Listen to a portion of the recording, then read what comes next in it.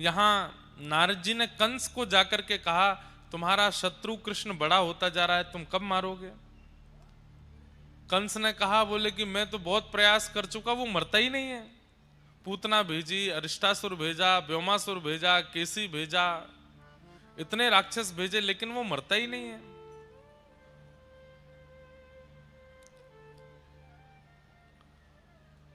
तब नारद जी ने उसको युक्ति बताई, बोले तुमने अपने राक्षसों को उसके नगर में भेजा, अपने शहर में तो सब बलवान होते हैं, उनको यहां बुलवाओ मथुरा, ये तुम्हारी नगरी है, यहां तुम बलवान हो, वो यहां आएगा तो तुम उसे मार पाओगे। कंस बोला, वो यहां क्यों आएगा? बोले उसके लिए योजना बनानी पड़ेगी। भगवान शिव ने तुमको एक धनुष दिया है, इसका यज्ञ करो और उस यज्ञ में सुंदर मेला रखो और उस मेला में पुरस्कार वितरण समारोह करो और ब्रजमंडल के कुछ विशिष्ट लोगों को पुरस्कृत करने की भावना से मथुरा बुलवाओ, उसमें कृष्ण बलराम का भी नाम दे दो। सब लोग पूछेंगे किस लिए पुरस्कार दे रहे हैं? बोले हमने सुना था इंद्र ने बहुत जोर से वर्षा करी तो या छोटे से लाला ने गिरिराज जी उठाए। व्रज की रक्षा इन बालकों ने कई बार राक्षसों से की है, इसलिए हम इन बालकों को पुरस्कृत करना चाहते हैं। इससे दो काम होंगे, कृष्ण मथुरा आ जाएगा और दूसरा सबके मन में यह भ्रांति है कि ब्रज में जितने भी संकट आए वो तुम्हारी वजह से आए, अब तुम ही संकटों के निवृत्त कर्ता को पुरस्कार दोगे तो सबके मन में आ जाएगा भाई संकट कंस ने नहीं भेजे। हमने कहा ना नारद जी बहुत अच्छे डायरेक्टर हैं, स्क्रिप्ट राइटर हैं, ऐसी बढ़िया योजना बनाते हैं। कंस चरणों में गिर गया, जय हो गुरुदेव, आप मेरा कितना हित चाहते हैं। कंस के सिर पर हाथ धर के बोले, मैं बस तेरे हाथों परसों कृष्ण को मरा देखना चाहता हूं, मुझे और कुछ नहीं चाहिए, अपने गुरुजी को दक्षिणा देनी है तो यही दे दो। कंस बोला, जी गुरुदेव अब देखिए मैं क्या करता हूं। कंस ने पूरी मथुरा नगरी में ढिंडोरा पिटवा दिया कि धनुर्यज्ञ हो रहा है, मेला होगा और उसमें ये अमुक नाम के लोगों को पुरस्कार दिया जाएगा। जैसे ही ठाकुर जी का नाम आया लोग बाग बोले शत्रु को ही पुरस्कार दे रहा है। मन में आ गया कि अरे नहीं हो सकता है कि कंस सुधर गया हो और ये कृष्ण को शत्रु ना मानता हो। यहां कंस को पट्टी पढ़ा करके श्री नारद जी महाराज सीधे पहुंचे वृंदावन। ठाकुर जी गैया चरा रहे थे। दूर नारद जी को देख करके ठाकुर जी तुरंत एकांत में गए, कहे नारद कैसे आए? भगवान 11 वर्ष हो गए, आप तो ब्रजमंडल में ऐसे लीन हो गए हो कि आगे की लीलाएं कैसे करनी है, क्या करना है, सब भूल भाल गए हो। कब मारेंगे कंस को? इस दुष्ट का वध कब करेंगे आप? भगवान मंद मंद मुस्का के बोले, वहां क्या बोल के आए हो? सब पता है हमें, पूरी योजना बनवा के आए हो हमारी। नारद जी बोले, मुझे कुछ नहीं पता, परसों आपके हाथों कंस को मरा देखना चाहता हूं। भगवान बोले, बहुत बढ़िया नारद, सब जगह ऐसी योजना बनाते हो। पर ठाकुर जी थोड़े से मायूस हो गए। नारद जी बोले, क्या हुआ भगवान, आप इतने चिंतित क्यों लग रहे हैं? ठाकुर जी कह रहे हैं, नारद मैं ब्रजवासियों को छोड़ करके कैसे जाऊंगा? ये ब्रजवासी मेरे प्राण बन गए हैं। ब्रजवासी वल्लभ सदा मेरे जीवन प्राण, इनको नाही बिसारे हो मोहे नंद बाबा की याद। ये मेरे प्राण हैं। नारद मैं कैसे जाऊंगा यशोदा मैया से दूर, नंद बाबा से दूर? ये मधुमंगल श्रीदामा तनसुखा मनसुखा धनसुखा मेरे सखा, मेरी गैया, इन लोगों के लिए भोजन प्रधान नहीं है, इन लोगों के लिए सोना प्रधान नहीं है, इन लोगों के लिए जलपान प्रधान नहीं है, इनकी एक ही प्रधानता है कृष्ण। बस हमें ठाकुर जी दिखते रहे। मैं गौशाला जाऊं तो गैया चारा खाती हैं, मैं ब्रजवासियों को दिखूं तो ब्रजवासियों के घर प्रसाद बनता है, मैं दिखूं तो ही सोते हैं, मैं दिखूं तो ही चलते हैं। इनका प्राण मैं हूं और मेरे प्राण ये हैं, मैं इनसे दूर कैसे जाऊं? नारद जी बोले, भगवान ये आसक्ति जैसी, मोह जैसी वार्ता आपके मुख से सुनने में अच्छा नहीं लग रहा है। अरे केवल मथुरा नहीं जाना है आपको, केवल कंस को नहीं मारना है, बहुत काम है। देवकी को कारागृह से मुक्त करना है। 11 वर्ष से वो मैया आपकी प्रतीक्षा कर रही है, आपकी जन्मदात्री मां। आप वचन दे के आए थे कि मैं आऊंगा लौट के, उनको मुक्त करना है। जरासंध का वध करना है, कालनेमी का वध करना है, नवीन नगरी द्वारिका का स्थापन करना है। परांबा जगदंबा लक्ष्मी साक्षात रुक्मणी रूप में प्रकट होंगी, उनसे विवाह करना है। वेद की ऋचाएं 16,000 मंत्र आपकी पत्नी बनकर के आने को तैयार हैं, उनसे विवाह करना है। भौमासुर का वध करना है, महाभारत का युद्ध कराना है और पूरे विश्व को गीता जैसा ज्ञान प्रदान करना है। सब निश्चित था ठाकुर जी पहले से, ये सब आपको करना है। आप यहां धर्म स्थापन के लिए आए हैं और ये मैं क्या देख रहा हूं, इन ब्रजवासियों से मोह हो गया आपको। नारद जी ने ये तक कह दिया, पहले ब्रह्मा जी को शक हुआ था कि आप भगवान हो कि नहीं, फिर इंद्र को शक हुआ कि आप भगवान हो कि नहीं, आज ठाकुर जी मुझे भी शक हो रहा है, आप सच में परमात्मा हो ना? क्योंकि परमात्मा ऐसा तो नहीं होता। हम जितना ठाकुर जी को जानते हैं वो किसी से मोह नहीं करते, किसी से ममत्व नहीं रखते, किसी से प्रेम नहीं करते, किसी के बंधन में आसक्त नहीं होते। आपकी वाणी सुनकर के मुझे संशय हो रहा है, आप सच में परमात्मा है ना? ठाकुर जी बोले, नारद ये आसक्ति नहीं है, ये मोह नहीं है, ये प्रेम है। और पता नहीं क्यों मैंने अनेक अवतार धारण किए हैं, पर ब्रजवासियों ने जो स्नेह, जो प्रेम मुझे प्रदान किया है, मैं इनके प्रेम पाश में, प्रेम रस्सी से बंध गया हूं। मैं भूल रहा हूं कि मैं परमात्मा। बंधुओं, प्रेम इसी को तो कहते हैं। अगर आपके प्रेम के प्रस्ताव से सामने वाला अपने अस्तित्व को नहीं भूला तो प्रेम कैसा?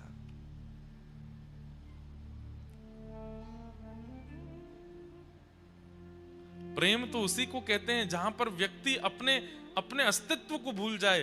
प्रेम उसी को कहते हैं जहां व्यक्ति अपने आप को भूल जाए, आपके प्रति पूर्ण समर्पित हो जाए। और ठाकुर जी के साथ वो ब्रजवासियों ने कर दिखाया कि भगवान ये तक भूल गए कि मैं परमात्मा हूं। ठाकुर जी बोले, नारद एक काम नहीं हो सकता। बोले, क्या? तुम शंकर जी को बोल दो कि सृष्टि वो संभाल लें, ब्रह्मा जी को कह दो कि मेरी पदवी पर वो बैठ जाएं, मुझे ग्वारिया बनने में सुख है, मैं ब्रज में यहीं रह जाऊं, इन ब्रजवासियों के बीच में ही गैया चराऊं, मधुमंगल श्रीदामा के संग डोलूं, नंदरानी यशोदा की गोद में खेलूं, किशोरी जी के संग रास विहार करूं। मुझे अब ब्रह्मांड संभालने की इच्छा नहीं हो रही है। मुझे वैकुंठ से भी प्रिय, मुझे स्वर्ग से भी प्रिय ये ब्रज लगने लगा है।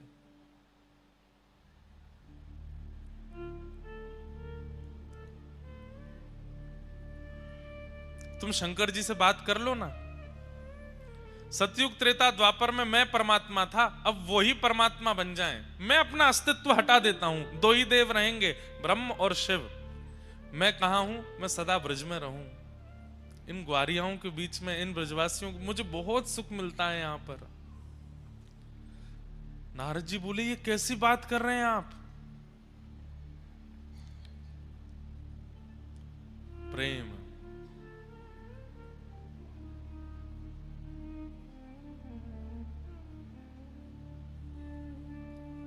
अद्भुत है बंधुओं, प्रेम।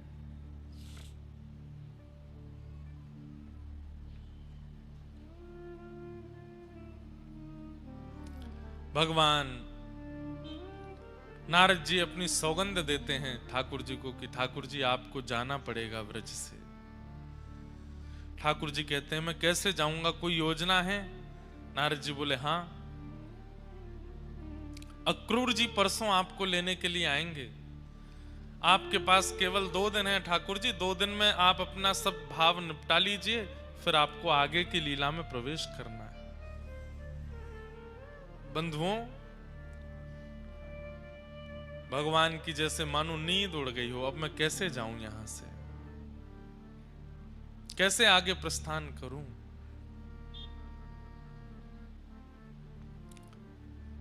अक्रूर जी को कंस ने भेजा है वृंदावन, जाओ कृष्ण बलराम को निमंत्रण देकर के आओ, धनुर्यज्ञ में पुरस्कार देना है। वे लोग मथुरा पधारे। अक्रूर जी महाराज व्रज आए, सब ब्रजवासियों की भीड़ लग गई नंद भवन में कि भाई कंस का दूत क्यों आया। और जैसे ही पत्र पढ़कर के सुनाया कि धनुर्यज्ञ में कृष्ण बलराम को पुरस्कार देने के लिए महाराज कंस ने मथुरा बुलाया है, तो कहीं पुरस्कार देने का खबर समाचार सुने तो सब नाचने लगते हैं, गाने लगते हैं, आनंदित हो जाते हैं। पर वृंदावन में सुन्न सन्नाटा, कोई प्रसन्न नहीं हुआ। अक्रूर जी महाराज बोले, मैंने समाचार सुनाया कि कृष्ण बलराम को पुरस्कृत करने के लिए मथुरा बुलाया, आप लोग शांत क्यों हैं। ब्रजवासी बोले, कितने दिन के काजे कन्हैया जावेगो मथुरा। बोले बस आज रात्रि निकलेंगे, आज शाम तक निकलेंगे, कल वहां रुकेंगे, परसों आ जाएंगे। ये सुनकर के ब्रजवासियों में कई तो मूर्छित होकर गिर पड़े कि हम इतनी देर बिना कृष्ण को देखे कैसे रहेंगे। ब्रजवासियों की स्थिति देखकर के ठाकुर जी घबरा गए। बोले, इन्हें कैसे बताऊं कि मैं तो हमेशा के लिए जाने वाला हूं, ये एक दिन के लिए जा रहा हूं। ये खबर सुनकर के मूर्छित हो करके गिर रहे हैं, ये बेहोश हो रहे हैं, व्याकुल हो रहे हैं, रो रहे हैं। इन्हें कहीं से अगर पता चल गया कि मैं आने वाला ही नहीं हूं, क्या होगा। यशोदा मैया बोली, हमें ना भेजनो अपनो लाला, कंस से कह दो पुरस्कार यहीं घर भिजवा देगो, हमारो लाला कहीं नहीं जावेगो। और सब ब्रजवासी यशोदा मैया के पक्ष में आ गए, हाँ हमारो लाला नहीं जावेगो, बिल्कुल नहीं जावेगो। ठाकुर जी ने मन में विचार किया, मुझे ही कुछ करना पड़ेगा, नहीं तो ये ब्रजवासी तो नहीं जाने देंगे। ठाकुर जी ने नाटक किया रोने का और बैठ गए बीच में आकर के और यशोदा मैया से बोले, मैया तू तो चाहवे ही ना है कि मैं बड़ो बनूं। अरे 24 घंटा इन गैयान ने चरातो रहूं, गोबर में लिपो रहूं, धूल में सनो रहूं और इन ब्रजवासीन के यहां बस घूमता रहूं, बस यही में मेरो पूरा जीवन निकल जाएगा। अरे सबके बालक आगे बढ़े, सबके बालक ऊपर जामे, सबके बालकन को श्रेष्ठता प्राप्त होवे, तेरे लाला को पहली बार कोई पुरस्कार देवनो चाहे और तू मना कर रही है। हाँ मैं तो केवल यही मारे हूं ना, कालिया नाग आ गयो वाकू भगाया, तृणावर्त आ गयो वाकू मार दे, सक्टासुर आ गयो वाकू वध कर दे, ब्रजवासीन की रक्षा के लिए गिरिराज जी उठा ले। और आज पहली बार कोई ने पुरस्कार देवे को मन बनाया तो आप सब लोग मना कर रहे हो। ठाकुर जी ये बात मन से नहीं बोल रहे हैं। ब्रजवासी सब शांत हो गए कि कन्हैया को कहीं ऐसा तो नहीं लग रहा कि हम उससे प्रेम नहीं करते, इसलिए हम उसको पुरस्कार लेने से मना कर रहे हैं। यशोदा मैया बोली, नहीं लाला हम यहाँ हमारे मना ना कर रहे, तू जाने तो है कंस कितना दुष्ट है। अरे तो वाको बुद्धि परिवर्तित है, अब पुरस्कार देवे बुला रहा हूं, मैं क्यों नहीं जाऊं मथुरा। और 2 दिन की तो बात है, मैं परसों आ जाऊंगा ना। दाऊ दादा कन्हैया की ओर देख रहे हैं, बोले कि कन्हैया झूठ तो मत बोले, ये परसों की बात मत कह, तू बस जावे की बात कह। ठाकुर जी बोले, दाऊ दादा अगर मैं परसों नहीं बोलूंगा तो ये ब्रजवासी नहीं जान देंगे, और अगर मैं परसों की कह के नहीं जाऊंगा, कोई आश में इनको छोड़ के नहीं जाऊंगा, ये प्राण त्याग देंगे। बंधुओं प्रेम बड़ा विचित्र है।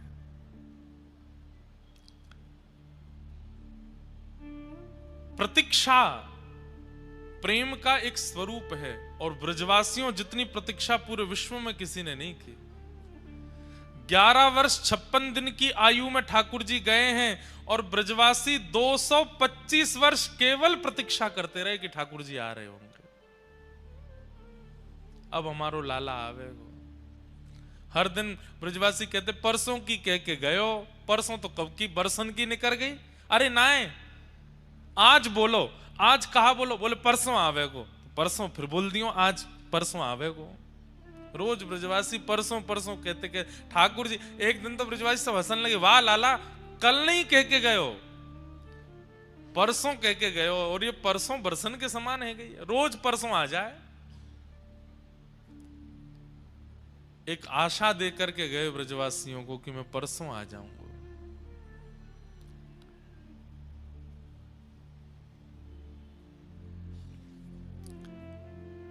आज कोई ब्रज में सोया नहीं है। नंद भवन के बाहर सब लोग केवल मुख्य द्वार को देख रहे हैं, और रात में जिसको जैसा मंत्र आता है, जैसी विधि आती है, जैसे श्लोक आते हैं, जो नाम आता है उसी को जपने बैठ गए। कोई पूछे क्यों जप रहे हो, कन्हैया जानो रुक जाए, अब नहीं नहीं कन्हैया को नहीं रोक सकते, वाकु रोकेंगे तो वाकु यूं लगे कि हम बातें प्रेम ना करें। हम तो सूर्य नारायण से प्रार्थना कर रहे हैं कि कल उदय मत होई हो, ये रात लंबी है जाए, ये रात वर्षन की है जाए, युगन की है जाए, कि कन्हैया कभी हमें छोड़ के नहीं जावे। 4:30-5 बजे का जैसे ही प्रातः काल समय हुआ, धीमे धीमे सूर्य प्रकाशमान होने लगे। ब्रजवासियों की उतनी व्याकुलता बढ़ती जा रही है। बालक दौड़ दौड़ करके अपनी मैयाओं की गोद से लिपट रहे हैं, वो पूछ रहे हैं मैया कन्हैया चलो जाएगो, कन्हैया कब आवेगो, अरे परसों आ जाएगो। रात में यशोदा मैया के अंक में भर के ठाकुर जी सोते हैं। अंक में भर के मतलब मैया की छाती पे तो मुख रखते हैं, मैया के पेट के ऊपर कटी भाग के रूप में अपना चरण रखते हैं, और ठाकुर जी ऐसे लिपट करके मैया से सोते हैं रोज। आज ठाकुर जी सो नहीं रहे रात को, और लंबी लंबी श्वास ले रहे हैं। क्यों? यशोदा मैया की अंग की सुगंधी को अपने भीतर धारण कर रहे हैं कि पतो ना अब ये सुगंधी मुंह को कब मिलेगी। जिन यशोदा मैया का अंक वैकुंठ के शयन सैया से भी ज्यादा मधुर सुख देता है ठाकुर जी को सोने में, आज मैया के द्वारा की गई बचपन से अब तक की संपूर्ण लीला ठाकुर जी के चित्त में घूम रही है। मैया के सामने बहानों कर रहे हैं कि सो गए, लेकिन वास्तव में मैया के अंग अंग को स्पर्श करके ठाकुर जी उसकी स्मृति अपने अंदर ले रहे हैं कि मैया मैं कैसे बताऊं कि कल मैं चलो जाऊंगा। यशोदा मैया भी सो नहीं पा रही है, बार बार लाला को सिर सूंघे, लाला के सिर को अपने ओष्ठ से स्पर्श करे। मेरो लाला परसों आ जाएगो? हाँ मैया आ जाऊंगो। मां मथुरा में कोई तो बात मत करियो, और मैं तोकू काजर लगाए के भेजूंगी, कोई की नजर ना लग जाए, मथुरा की गोपीजन कैसे देखेंगे मेरे लाला है। हाँ मैया तू कर दियो। लाला मैं तोकू भोजन रख दूंगी, कोई और के हाथ को बनो भयो मत पाइयो। ठाकुर जी मन ही मन रो रहे हैं, मैया कितनों भोजन रखेगी, 225 वर्ष कहां पाऊंगा मैं।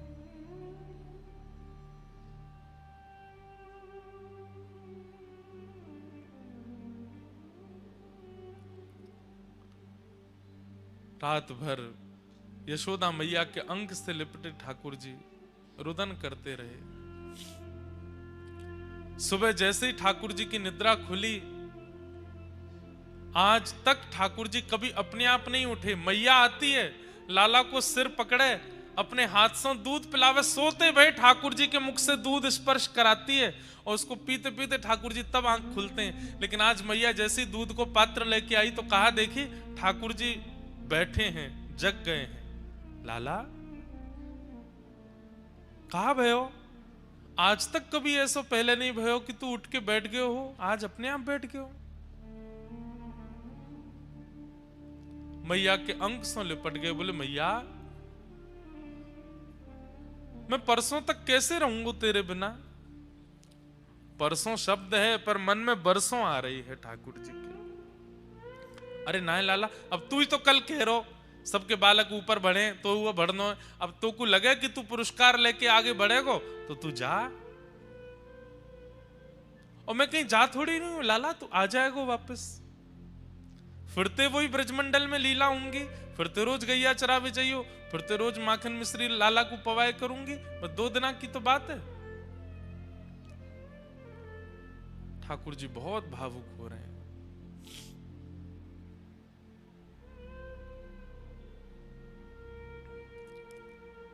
गुजरात का ये एक पद मुझे बहुत प्रिय लगता है।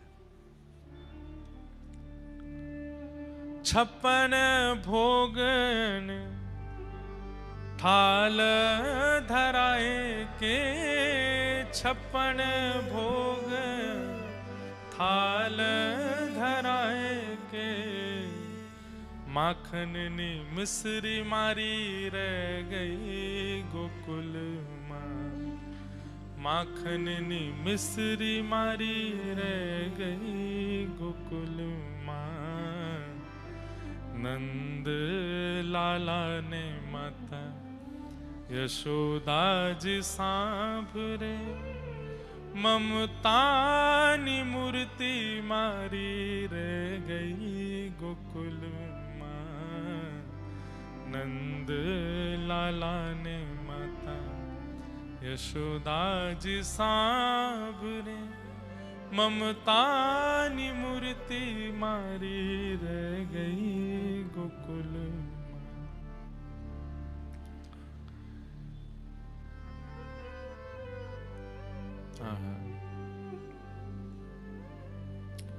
सोना रूपाना अहि वसन मजाना, सोना रूपाना अहि वसन मजाना, कासानी थाली मारी रह गई गोकुल माँ, कासानी थाली मारी रह गई गोकुल माँ।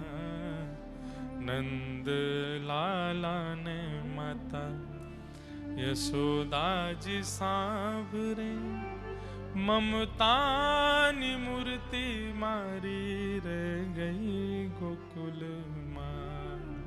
नंद लाला ने माता यशोदा जी सांभरे, ममता नी मूर्ति मारी रह गई गोकुल।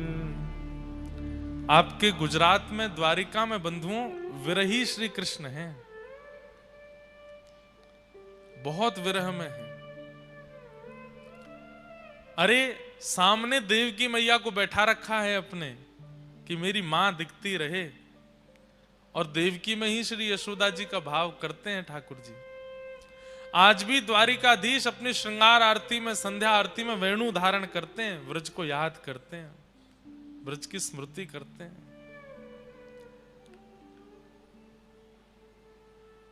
ब्रजवासियों की प्रतीक्षा तो सबको अनुभव होती है, गोपियों की प्रतीक्षा तो सबको अनुभव होती है, यशोदा मैया राधा रानी की प्रतीक्षा तो सबको दिखाई देती है, उनका विरह उनका कष्ट सबको दिखता है, पर ठाकुर जी का विरह किसी को नहीं दिखता। ठाकुर जी कितने विरह में हैं बंधुओं। विरह में रो ले व्यक्ति, विरह में व्याकुल हो ले व्यक्ति, इसका मतलब विरह की दवाई ले रहा है। वो किसी को व्याकुलता हो रही है और वो रो रहा है, तो इसका मतलब है कि वो विरह की औषधि ले रहा है। किसी को विरह हो रहा है और वो एकांत में बैठकर के परेशान हो रहा है, तो इसका मतलब वो विरह की औषधि ले रहा है। कहीं ना कहीं से विरह निकल तो रहा है, लेकिन किसी को विरह हो रहा है और फिर भी वो मुस्कुरा रहा है, किसी को विरह हो रहा है और वो आंसू निकलने नहीं दे रहा है, इसका मतलब असली विरह वही सह रहा है। ब्रजवासी रो रहे हैं, विलख रहे हैं, व्याकुल हो रहे हैं, परेशान हो रहे हैं, इसका मतलब वो विरह की औषधि ले रहे हैं। रो करके थोड़ा विरह शांत तो होता होगा, पर ठाकुर जी तो रो भी नहीं पाते हैं। जितने दिन ठाकुर जी द्वारिका में रहे, आज भी द्वारिकाधीश समुद्र की तरफ मुख करके बैठे हैं। क्यों? क्योंकि पीछे अगर मैं देखूंगा तो व्रज की याद आएगी। व्रज की ओर मुख करके ठाकुर जी चलते भी नहीं है।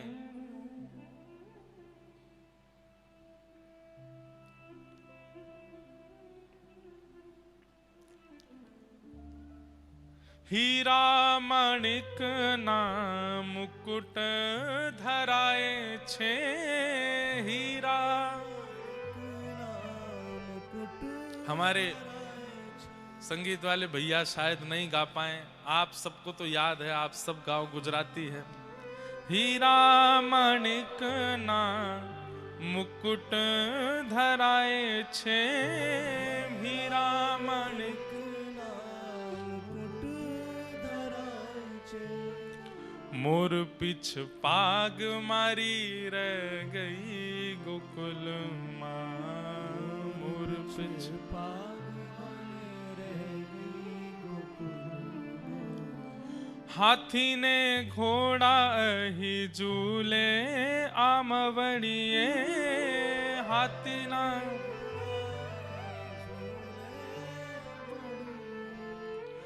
गोरी गोरी गावड़ी मारी रह गई गोकुल मां, गोरी गोरी गावड़ी मारी रह गई गोकुल। नंद लाला ने माता यशोदा जी सांवरे, ममता नी मूर्ति मारी रह गई गोकुल मां, नंद लाला ने यशोदा जी सांवरे, ममता नी मूर्ति मारी रह गई गोकुल। राधा जी ने एटल कह जो धव जी, राधा जी ने हे राधा जी ने एटल कह जो धव जी,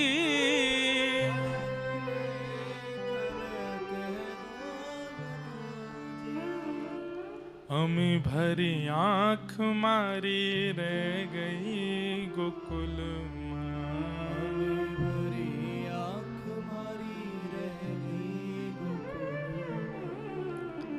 नंद लाला ने माता जसोदा जी सांवरे, ममता नी मूर्ति मारी रह गई गोकुल मां, नंद लाला ने माता जसोदा जी सांवरे, ममता नी मूर्ति मारी गई गोकुल। मेरे मन में भाव आता है कि जब द्वारिका आप लोग जाते हैं, ब्रज का कोई भाव सुना के आया कीजिए ठाकुर जी को। वहां राजा धीराज महाराज बनकर के बैठे हैं, सुंदर नगाड़े बजते हैं, एक से एक 56 भोग व्यंजन ठाकुर जी को चढ़ाए जाते हैं, ध्वजा जी चढ़ाई जाती हैं सोने चांदी के खूब सुंदर। पर इनमें ठाकुर जी को सुख मिलता नहीं होगा, वो हमें दिखाने के लिए प्रसन्न होकर के कहते होंगे हम बड़े प्रसन्न हैं, पर व्रज का एक भाव सुना दिया करो। या वृंदावन या व्रज जब भी जाते हैं तो पहले घर मत आइए लौट करके, ब्रज से सीधे पहले द्वारिका जाओ और व्रज की कोई बात ठाकुर जी को बताया हो, व्रज में कैसा स्वभाव, कैसी स्थिति, कैसा व्यवहार, कैसी योजना अभी है, सब ठाकुर जी को बताओ। ठाकुर जी आपसे बड़े प्रसन्न हो जाएंगे। अरे भैया कोई न सोनो चांदी सब कछु मुंह को चढ़ाए होगो, पर मैं तो प्रसन्न हूं, क्यों तो ब्रज की कछु बात मुंह को सुना भी आए हो। श्री उद्धव जी महाराज को ठाकुर जी ने व्रज भेजा ही इसीलिए है कि ये व्रज को अपने अंदर समाहित करके लाए, ताकि मैं जितने दिन द्वारिका में रहूं मुझे व्रज की जब जब याद आवे मैं उद्धव को अपने पास बुला लूं और ये व्रज की कोई बात मुझे सुना दिया करे। ब्रजवासियों को समझाने के लिए उद्धव जी नहीं गए, ब्रजवासियों से वार्ता करने के लिए उद्धव जी को नहीं भेजा ठाकुर जी ने। ठाकुर जी ने इसलिए उद्धव जी को भेजा कि 6 महीना में इतनी व्रज की स्मृति अपने अंदर लेकर के आ जाए कि जब हम द्वारिका की यात्रा पर रहें और द्वारिका में 125 वर्ष रहना पड़े, उस समय व्रज की याद आवे। और जब जब उद्धव मेरे पास आवे व्रज की कोई बात, जब मैं ठाकुर जी जब मैं व्रज गया था ना तो वहां पे एक गोपी ऐसे बोल रही थी, ठाकुर जी उसी बात से प्रसन्न हो जाते हैं। बस अब इससे आगे मत सुनाइए उद्धव, 2-4 दिन इसी भाव में रहने दे, 2-4 दिन बाद फिर किसी गोपी अन्य गोपी की बात बताइए। 4-5 दिन ठाकुर जी उसी स्मृति में निकाल देते हैं, फिर जब उसकी स्मृति से आनंदित हो जाते हैं तब उद्धव को फिर बुलाते हैं, उद्धव अब कोई और बात बता। वो 6 महीने की उद्धव की वार्ताओं को ठाकुर जी वर्षों 100 वर्ष से अधिक तक सुनते रहे। व्रजवासियों का प्रेम ऊंचा है, यशोदा जी का प्रेम ऊंचा है, राधा रानी का प्रेम ऊंचा, ठाकुर जी का प्रेम कोई देखे तो सही कैसा प्रेम है। असली विरह की वेदना तो ठाकुर जी को है। जो बंधे हैं विश्व कल्याण की भावना में और इसी बंधन के कारण अपने प्रेम के घूंट पी गए हैं, विरह में रह रहे हैं। समय हुआ, ठाकुर जी बाहर निकले, जैसे ही नंद भवन से बाहर आए ब्रजवासी सब रोने लगे, लाला हम तेरे बगैर कैसे रहेंगे। ठाकुर जी बोले अरे मैं परसों आ जाऊंगा, कौन सा इतने दिनान के काजे जा रहा हूं। बोले पतो ना लाला तू परसों के काजे भी कह रहा हो, हमारे कल प्राण निकल गए तो और अंतिम क्षण में तोय ना देख पाए तो। ठाकुर जी बोले नहीं कछु ना होगो, मैं आ जाऊंगा परसों। सब ब्रजवासियों से मिलते हुए अपने हृदय को बहुत भारी करते हुए ठाकुर जी रथ में आरूढ़ हुए। जैसे निकलने लगे अक्रूर जी महाराज के मन में पता नहीं क्या बात आई। बंधुओं, जब अक्रूर जी ठाकुर जी को लेने के लिए वृंदावन आ रहे थे तब अक्रूर जी कारागृह में देवकी मैया से मिलने गए। बोले मैया अब प्रसन्न है जाओ। क्यों? आपको लाला वापस आ रहा है, मैं लेवे जा रहा हूं वाकू। देवकी मैया नाचने लगी, आनंदित हो गई, मेरो लाला आवेगो, मेरो कन्हैया आवेगो, मेरो गोपाल आवेगो, मैं अपनी आंखन से वाकू देखूंगी, अपने हाथन से स्पर्श करूंगी। देवकी मैया की उस स्थिति को देखकर के अक्रूर जी बड़े भावुक हो गए। जब जाने लगे तब देवकी मैया ने कही सुनो अक्रूर इधर आओ, मेरो एक काम करोगे। बोले कहा।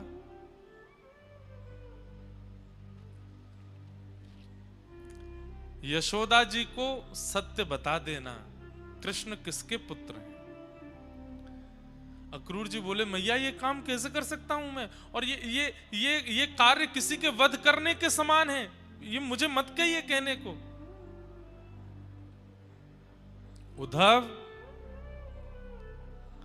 अगर ऐसा नहीं किया तो जीवन भर यशोदा इतनी व्याकुल, इतने विरह और इतनी वेदना में रहेगी, और वह वेदना वह विरह मैं भी यहां सहन नहीं कर पाऊंगी। अगर मुझे यशोदा की स्थिति किसी ने आके बताई तो मैं ही बावली हो जाऊंगी।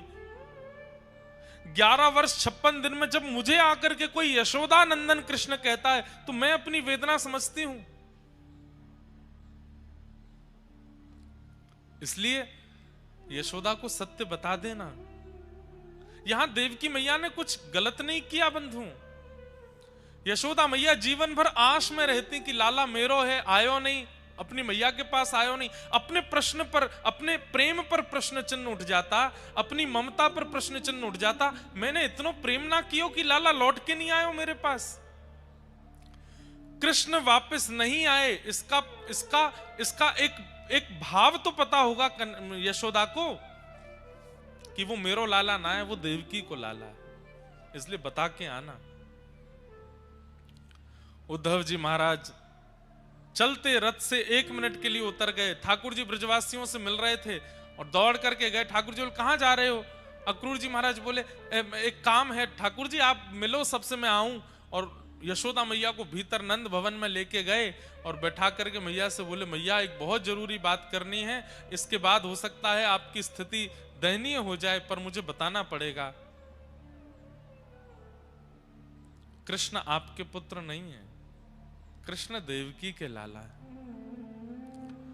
कंस से रक्षा करने के लिए 11 वर्ष 56 दिन पूर्व एक बालिका को आपने जन्म दिया था, और उस बालिका को स्थानांतरित करके श्री वसुदेव जी महाराज यहां अपने लाला को सुला गए थे। वास्तव में कृष्ण देवकी के लाला है।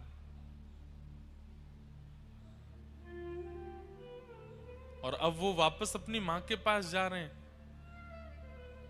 यशोदा मैया का पहले ही खून ठंडा हो गया था ये बात सुनकर के। लेकिन जब अक्रूर जी ने ये बात कह दी कि मैया अब संभवतः कृष्ण लौट के आएंगे नहीं। और ऐसा कहकर के प्रणाम करके जैसे ही गए, यशोदा मैया की मानो जैसे श्वास रुक गई हो।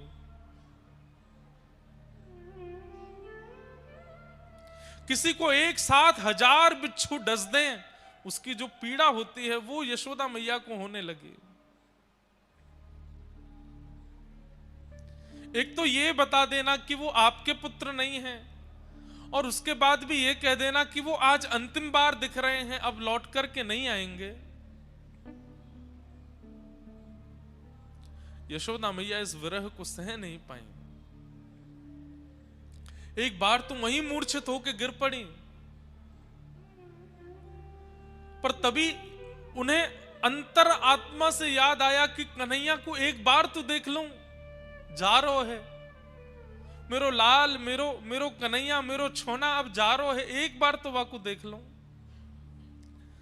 दौड़ी है यशोदा मैया, रथ आगे की ओर बढ़ रहा है। ठाकुर जी सब ब्रजवासियों से मिल रहे हैं। ब्रजवासियों की भीड़ में यशोदा मैया चिल्ला रही है, कन्हैया लाला नेक रुक जा कन्हैया। इतने हल्ला, इतने शोर के बीच में यशोदा जी का स्वर ठाकुर जी को सुनाई दे गया। भीड़ में मैया को पुकारते देख ठाकुर जी कूद पड़े रथ से।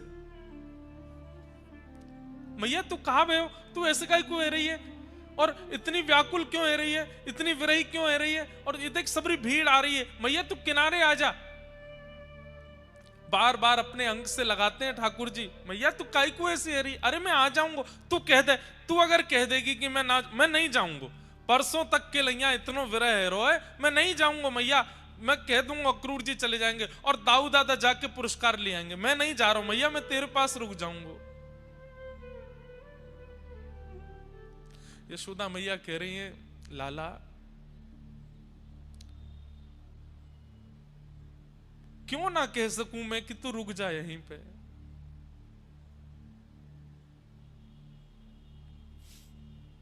मुकु आज सत्य पतो चल गयो कन्हैया, तू मेरो पुत्र नहीं है, तू तो देवकी को लाला है। ये कहने में भी मेरे प्राण क्यों नहीं निकल रहे हैं कि तू मेरो पुत्र नहीं है।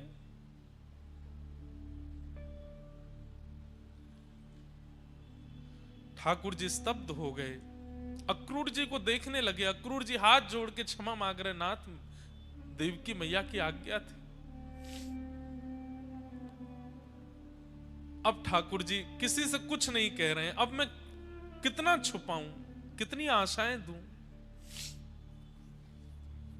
यशोदा मैया लाल जी के एक एक अंग का स्पर्श कर रही हैं और सर्वांग अंग का स्पर्श करके ठाकुर जी का हाथ पकड़ के कहती हैं, लाला मुझको एक वचन दे जा, मैं कोई को नहीं बताऊंगी कि तू आवे वारो नहीं है, ये सब प्राण त्याग देंगे अपने, पर मुझको एक वचन दे के जा। पहली बात तो तू देवकी तो मेरी शिकायत मत करियो, तेरे लालन पालन में तो को बचपन से पालवे में मैंने अगर कोई अपराध किया हो तो वो देवकी को मत बताइयो लाला। नेक्स्ट सीसी एक मटकी तोड़वे के काजे मैंने तू को उखल से बांधो, ये बात देवकी को मत बताइयो। और लाला दूसरी बात, तू अब जीवन भर देवकी के पास रहियो, लेकिन जब कभी भी तू को खबर लगे ना कि यशोदा के प्राण निकलवे वारे, बस वाह अंतिम श्वास के समय लाला मेरे सामने आ जाइयो। मैं अपने कुंवर कन्हई को एक बार देख लूंगी, वा के हाथ स्पर्श कर लूंगी, अपनो हृदय से लगा लूंगी, तेरी गोद में अपनो सर रख लूंगी, और ऐसे मुखमंडल को देखते देखते कमल नयन मेरो लाला या के मुख को देखते देखते अपने प्राण त्याग दूंगी। बस अंतिम क्षण में मेरे सामने आ जाइयो, तू मत आइयो मेरे पास लाला, बस अंतिम क्षण में आ जाइयो। और मैया ऐसो कहकर के ठाकुर जी के चरण पकड़न लगी। ठाकुर जी तुरंत मैया के गलों से लग गए, मैया ऐसो मत करे, बोले वचन दे लाला, तू आवेगो, अंतिम क्षण में आवेगो, वचन दे के जा।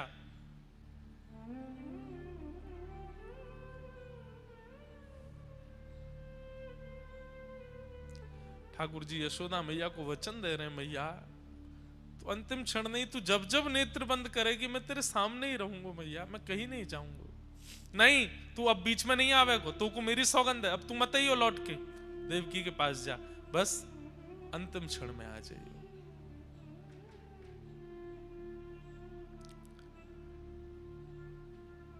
यशोदा मैया कहते कहते व्याकुल हो गई। ठाकुर जी को अक्रूर जी ने कहा जय जय चलें। जैसे ही ठाकुर जी रथ की ओर मुड़े, यशोदा मैया देख नहीं पाई लाल को जाते भय, वहीं मूर्छित होकर गिर पड़ी।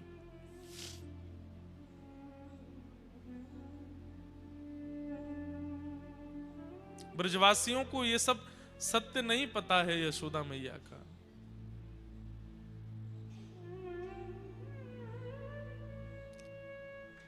रथ पर आरूढ़ हो गए ठाकुर जी। ब्रजवासी सब देखते रहे रथ की ओर, और श्री कृष्ण मथुरा को प्रस्थान कर गए। मथुरा जाकर के ठाकुर जी ने अनेक उद्धार किए, कंस का वध किया, देवकी मैया को मुक्त किया, और तुरंत ठाकुर जी ने आज्ञा मांगी कि अब मैं विद्यालय अध्ययन करवे के काजे जानो चाहूं। और बस उग्रसेन नाना को राज्य गद्दी पर बैठा के ठाकुर जी एक रात्रि से ज्यादा मथुरा रुके नहीं, तुरंत अवंतिका उज्जैन चले गए पढ़ने के लिए। सांदीपनि उपाध्याय जी के यहां जाकर के ठाकुर जी ने अपना स्वाध्याय किया। वर्षों तक सांदीपनि उपाध्याय जी के यहां अध्ययन करने के बाद फिर ठाकुर जी लौट करके मथुरा पधारे। ब्रज की बहुत याद आती है। उद्धव जी महाराज को ठाकुर जी ने व्रज वृंदावन भेजा। गोपियों के सन्मुख उद्धव जी पहुंचे, जाकर के ठाकुर जी का रूप वर्णन कर रहे हैं। 6 महीने बाद जब उद्धव जी लौटने लगे तो गोपियां उद्धव जी से कहती हैं, उद्धव माने तो मनावी ले जो रे, हे उधा जी रे मारा वाला ने, हे बढ़ीने के जो। उद्धव परसों की कह के गए, बरसों तक आए नहीं है, एक बार उनको समझा देना कि वो वापस आ जाए। और अगर वो एक बार की बात में ना माने तो डांट के कहना, वो एक बार तो आ जाए यहां पर। मथुरा ना राजा था जो, गोवाड़ों ने भूली गया छो। मथुरा ना राजा था जो, गोवालों ने भूली गया छो। मानी तीने भूली गया छो रे, हे ओधा जी रे मारा वाला ने, हे बढ़ीने के जो। एक बार गोकुल आवो, माता जी ने मोढ़े थावे। एक बार गोकुल आवो, माता जी ने मोड़े थावो। गायों ने हम भारी जायो रे, हे ओधा जी ने मारा वाला ने, हे बढ़ीने के जो। माने तो मनावी ले जो रे, हे ओधा जी रे मारा वाला ने। एक बार आ जाए गोकुल, केवल मैया का मुख देख जाएं, अपना मुख दिखा जाएं। अपनी गैया जो पूरे दिन मथुरा की ओर देखती रहती हैं, एक बार इनको चरा जाएं, फिर चले जाएं, एक बार आके चले जाएं, एक बार कह दो ना उनसे।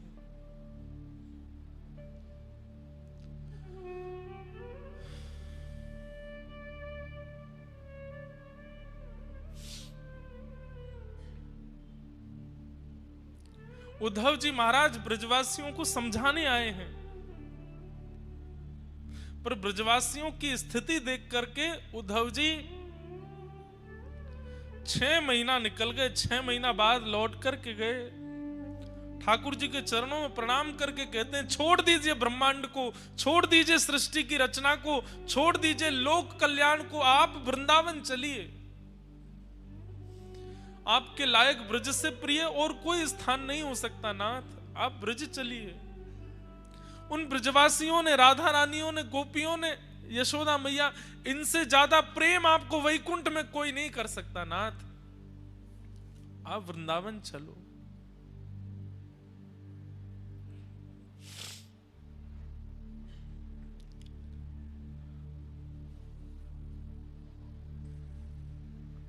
प्रेम की स्थिति तो ठाकुर जी अनुभव कर रहे हैं।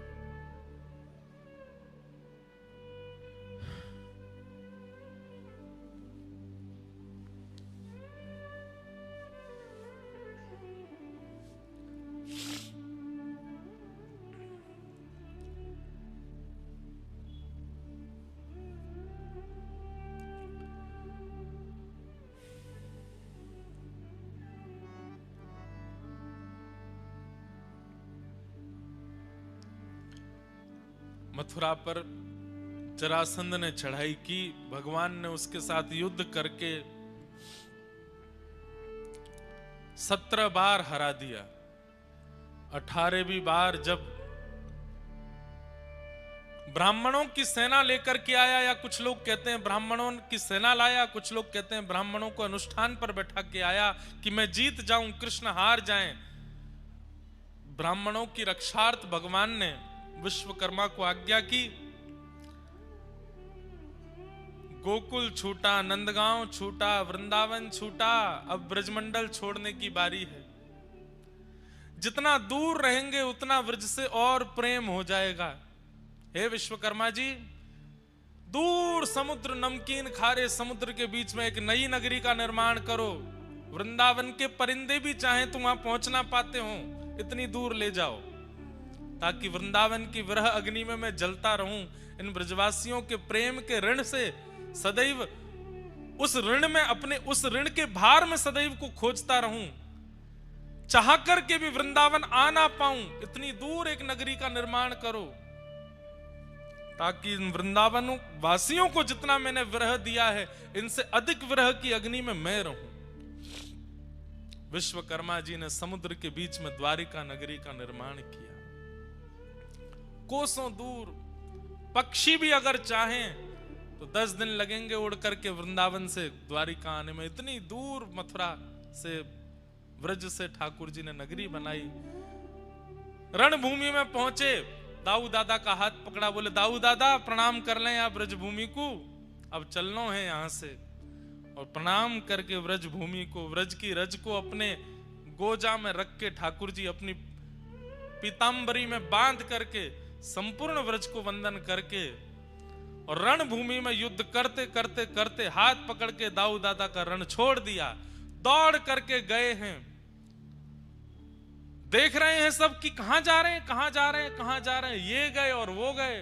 ठाकुर जी रण छोड़ करके द्वारिका प्रस्थान कर गए। बोलो रण छोड़ राय भगवान की जय।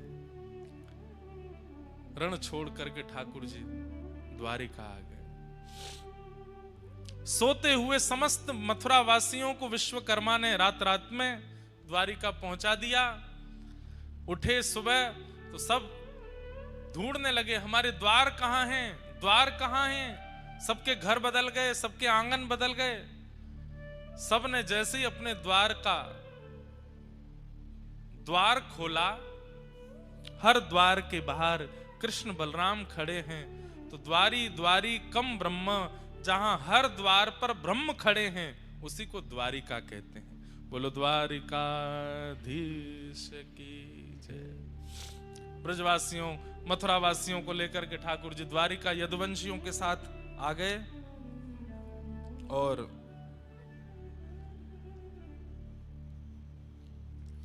द्वारिका में आकर के ठाकुर जी ने श्री रुक्मणी जी के साथ में विवाह संपन्न किया। भौमासुर राजा का उद्धार करके 16,108 विवाह ठाकुर जी ने किए। 16,108 ठाकुर जी के विवाह संपन्न हुए। तत्पश्चात भगवान के अनेक लीलाएं भागवत में बताई गई। ठाकुर जी की दिनचर्या, ग्रहचर्या आदि का सबका वर्णन किया गया। बहुत कथाएं हैं द्वारिका में भी, सबको ठाकुर जी संपादित किए। भगवान के परम सखा श्री सुदामा जी का ठाकुर जी के समीप आना हुआ। सुदामा जी की एक बड़ी नवीन बात सुनने में आई कि ठाकुर जी को सुदामा इतने प्रिय क्यों लगते हैं। तो कहते हैं जब भगवान सांदीपनी गुरुकुल आ गए तो एक तो व्रज छोड़ के आए, एक रात मथुरा में रुके हैं, उसके तुरंत अगले दिन सांदीपनी गुरुकुल पढ़ने चले गए। वहां ठाकुर जी इतना रोते हैं व्रज की याद करके, व्रजवासियों की याद करके। सबको तो लगता था कि कृष्ण अपने घर को याद करते हैं, पर सुदामा जी एकमात्र ऐसे थे, ठाकुर जी के पास बैठते, ठाकुर जी का सर अपनी गोद में रख के पूछते, लाला तू काय को रोवे, कौन की याद आवे। तो ठाकुर जी कहते मुकु यशोदा मैया की याद आवे, मुकु श्री दामा तनसुखा मनसुखा की याद आवे, मुकु गैयान की याद आवे, मुकु नंद बाबा की याद आवे।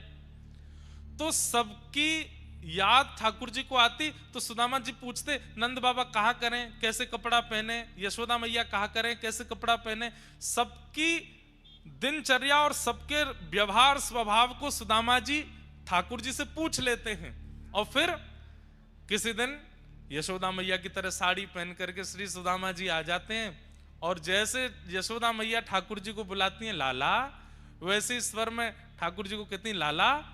ठाकुर जी देख करके चौंक जाते हैं, मैया मैया तू यहाँ आ गई। दौड़ करके सुदामा जी को अंक में भर लेते हैं। तो सुदामा जी को अंक में भरते ही उनको, अरे मैया तो अच्छा सुदामा तू है, लाला तो को ब्रजवासी की याद आवे, मैं रोज एक ब्रजवासी बन के आऊंगा तो कुछ सुख दे करूंगा।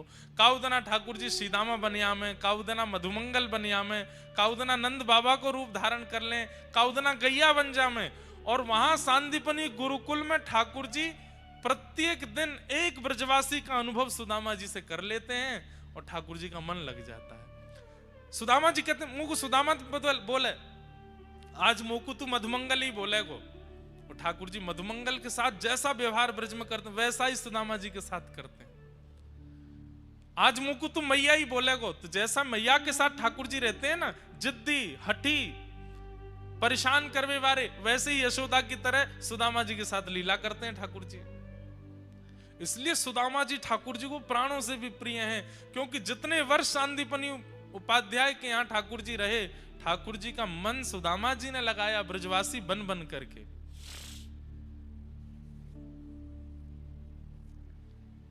बहुत याद आती है ठाकुर जी को व्रज के। इसलिए सुदामा जी आज पधारे। ने श्री सुदामा जी की स्थिति देख करके सब कुछ दिया, सब कथा आपको पता ही है।